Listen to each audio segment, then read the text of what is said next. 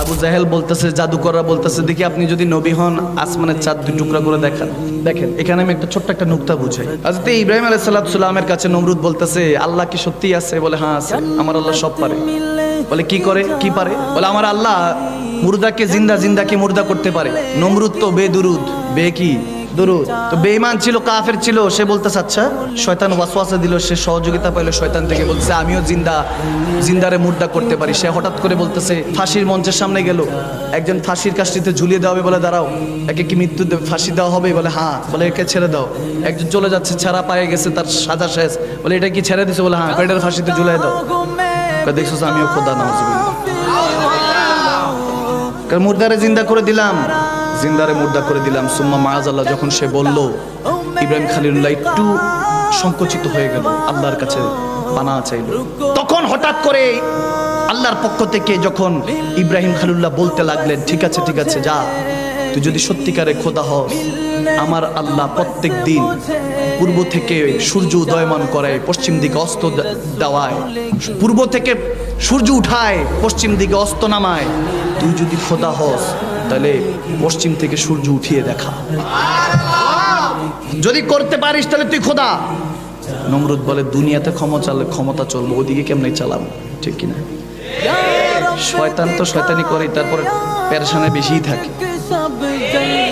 কারণ পাপ বাপরেও ছাড়ে না। ঠিক কিনা? আমরা সবাই পাপী, নিজের পাপের বাটখারা দিয়ে অন্যের পাপ মাপি। চশমাটা খুলুন, তাহলে বুঝবেন দুনিয়াটা অন্ধকার। ঠিক কিনা?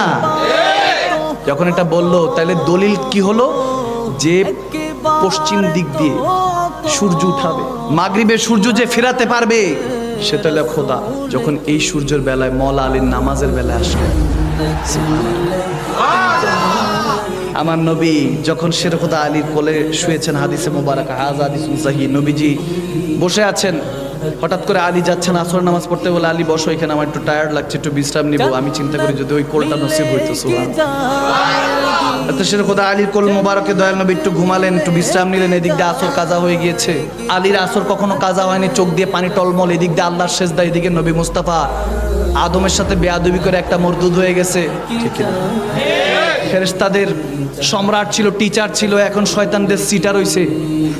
আজাজিল থেকে শয়তান হয়েছে, ইবলিস খাবিস হয়েছে। চিন্তা করলো উনি তো আদম, ইনি তো সমস্ত নবীদের সম্রাট, এনার সাথে বেয়াদবি করলে তো শেষ। এখন একদিকে আল্লাহর সেজদা, আরেকদিকে নবীজির আরাম, কোনটা কি করবে? সূর্য ডুবে গেল, যে সূর্যকে নমরুদ ফেরাতে পারলো না, মাগরিবের সূর্যকে।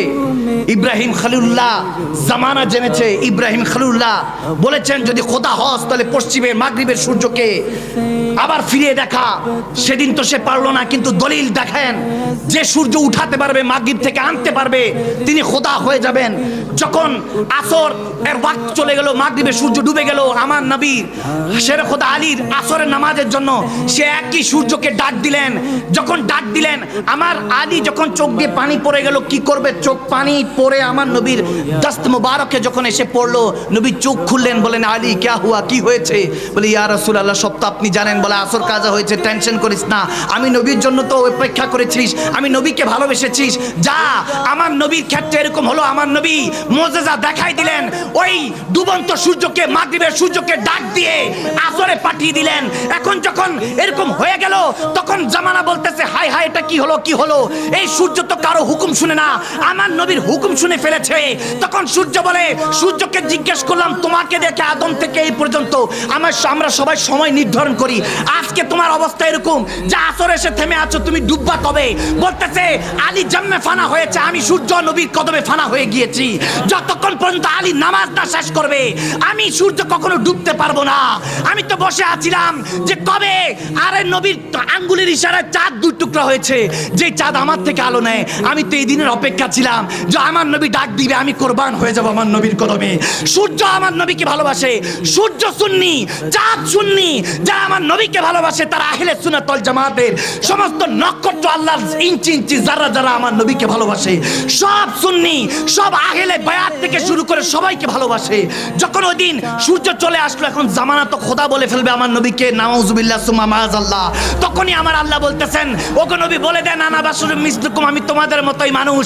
যারা বুঝার প্রেমিকটা বুঝে যাবে, হ্যাঁ মানুষ তো ঠিকই, কিন্তু আল্লাহর হাবিবও। যারা প্রেমিক তারা হাবিব মেনে নিবে, আর যারা প্রেমিক না তারা আপনাকে মানুষ বলে আপনাকে ব্যঙ্গ করবে, মুনাফিক হয়ে জাহান্নামী হয়ে যাবে, ঠিক কিনা?